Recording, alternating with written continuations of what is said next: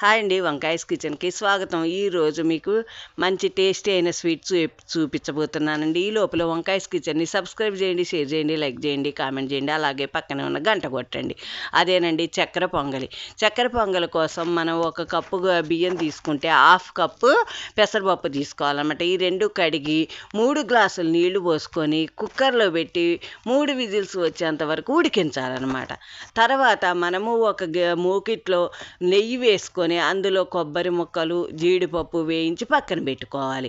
ఆ తర్వాత ఉడికినటువంటి పెసరపప్పు అన్నంలో పంచదార వేసి సన్నని సగపైన మనం కలుపుతూ ఉడికించాలన్నమాట. దగ్గరికి మెత్తగా అయ్యేంత వరకు ఉడికించాలి. ఆ తర్వాత మనము ఈ జీడిపప్పు ముక్కలను కూడా అందులో వేసుకొని దగ్గరగా వచ్చే విధంగా ఈ జీడిపప్పు అంతా కలిసే విధంగా మనము ఈ నెయ్యి కూడా కలిసే విధంగా కలుపుకోవాలన్నమాట. ఈ చక్కెర పొంగలి ఎంత టేస్టీగా ఉంటుందో ప్రతి ఒక్కళ్ళు ట్రై చేయండి.